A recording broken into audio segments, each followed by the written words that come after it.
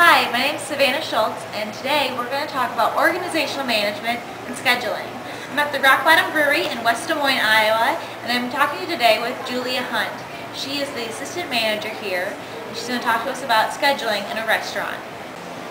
Hi Julia, thank you for being with us. Thank you. Let me ask you some questions. Tell me about your company and your position here at the Rock Bottom.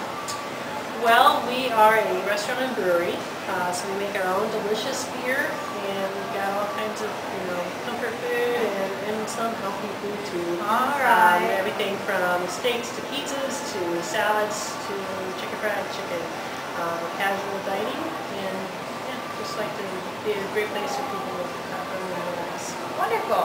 And you're the assistant manager here? Yes. Yep. Wonderful. All right, so let me ask you some questions about your scheduling.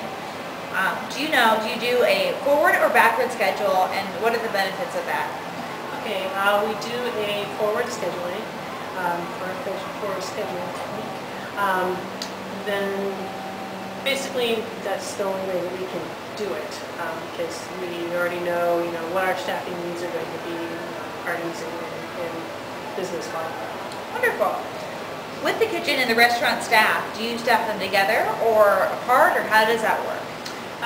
Basically, it's pretty simple. We don't schedule them together. The chef's in charge of the front of the house or kitchen, and the front of the house manager schedules the front of the house staff. The front of the house staff with servers, bars, cocktail. Right. Cool. And what are your staffing requirements for the front of the house? Usually, around 8 bartenders, 8 cocktailers, and anywhere from 30 to 40 servers. Wonderful. How far out do you schedule your front of the house? It's just about a week. They usually have about 4 days that they're posted. The schedule is posted at once.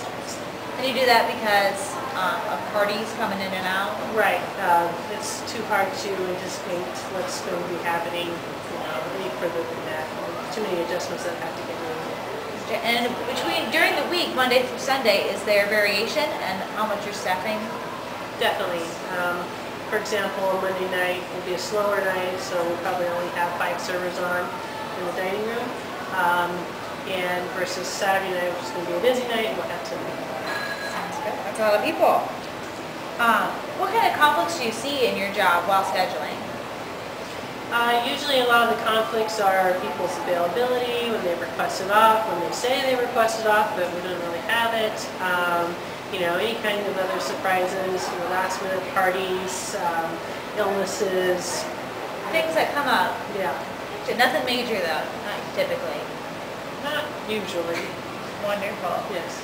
Between managers and employees, how do the two schedules come together?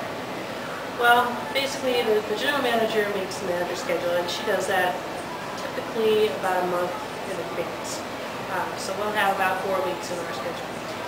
Then when we're working on the current front of the house schedule, we have to look at the manager's schedule because sometimes that can affect how many hosts we might have on, or some of the staffing needs that we'll need depending on how many managers are scheduled on the shifts. Wonderful. What kind of labor budgets do you have, and are those set ahead of time because you're a corporately run business?